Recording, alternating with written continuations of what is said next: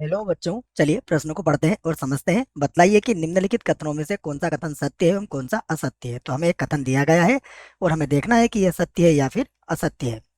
प्रश्न को हल करेंगे, परंतु उसके पहले हम मुख्य अवधारणा लिखेंगे। तो प्रश्न के लिए लिख लेते हैं हम मुख्य अवधारणा। मुख्य अवधारणा में देखिए बच्चों, हम द्विपद प्रसार का एक सूत्र लिख रहे हैं या फिर एक नियम लिख रहे हैं जो आपको याद रखना है। हम जानते हैं कि यदि हमें एन सी, ये वो 1 + x² एन के प्रसार की बात हो रही है बच्चों, तो NC0, NC1, NC2 और इसी प्रकार यदि हम इसको कहाँ तक ले जाएं बच्चों, NCN तक, NCN तक। ठीक है ना, ये 2 लिखा है, इसको ठीक कर लेते हैं। तो ये जो योगफल होता है इन सब का, ये 2 की घात n के बराबर होता है। ये हमें याद है, या याद नहीं है तो याद होना चाहिए, ये 2 की घात n के बराबर होता है। ठीक है, तो ये पहली बात आप इस प्रश्न के लिए याद रखें। दूसरी बात, हम एनसीआर का एक सूत्र भी जानते हैं कि यदि एनसीआर है तो हम इसे क्या लिख सकते हैं, NC n-r के बराबर। इन्हीं सूत्रों का प्रयोग करके हम इस प्रश्न को हल करने वाले हैं। तो अब देखिए हल करते हैं इसको यहां से। तो सबसे पहले हम क्या करेंगे कि हमें 20CR दिया हुआ है। देखो ये प्रश्न में 20CR, तो हम मान निकालेंगे इसका। 20C0 plus 20C1 plus 20C2 और प्लस, अगर हम आगे भी इसको हल करें तो आगे हल करने पर क्या आएगा, अंत में क्या आएगा बच्चों, अंत में आएगा 20 आएगा। उसके पहले कितना आएगा, उसके पहले आएगा 20C 19 आएगा। उसके पहले कितना आएगा, 20C 18 आएगा। इसी प्रकार इसके पद इस प्रकार से चलेंगे।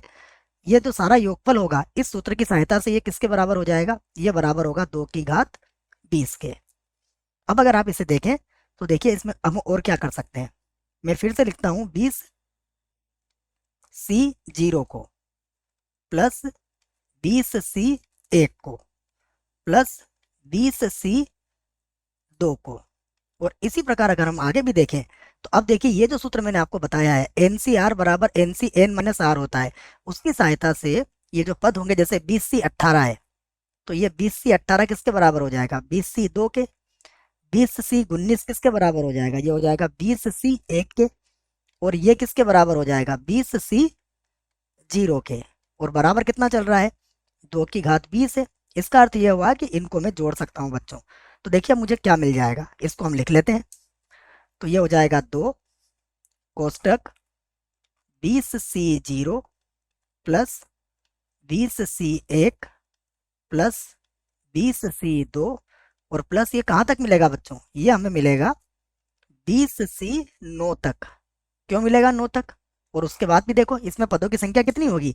अगर 20C0 से 20C20 तक देखें तो देखिए क्या हुआ, यहाँ पर एक पदों की संख्या 21 होगी बच्चों। तो इसका जो बीच वाला पद होगा 20C10, इसका साथी नहीं मिलेगा हमें, अर्थात इसको मैंने अलग कर दिया। इसका दुगना नहीं कर पाएंगे हम, क्योंकि 21 पदों में से 20 पद के तो दुगने हो जाएंगे। इसलिए यहाँ मैं लिख देता हूँ प्लस, यहाँ पर क्या बच जाएगा मेरे पास, 20C10, ये वैसे ही बचेगा। और बराबर कितना चल रहा है, ये चल रहा है 2 की घात 20 के बराबर।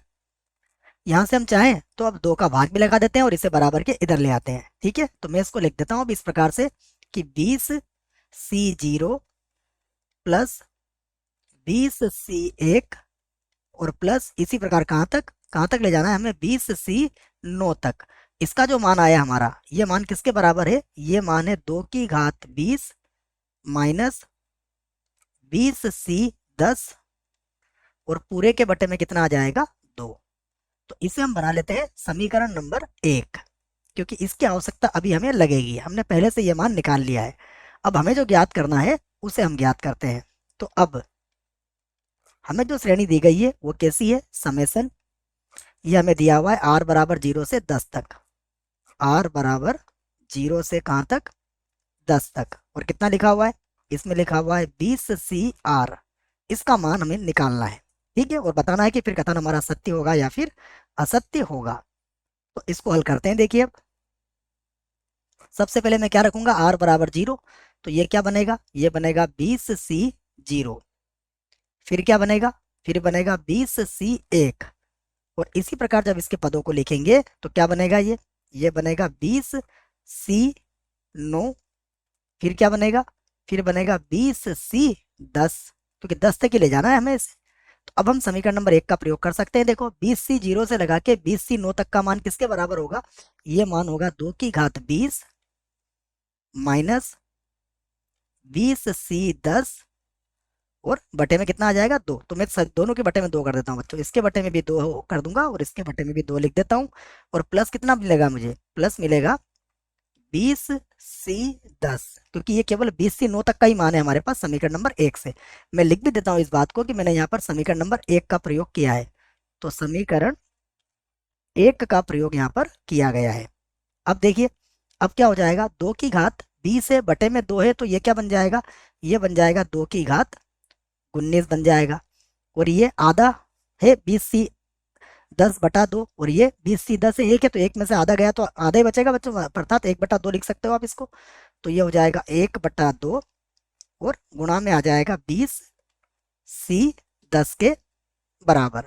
तो अब हम देखते हैं कि हमारा उत्तर ये जो आया है, ये हमारे प्रश्न का क्या है, एक तरीके से उत्तर है।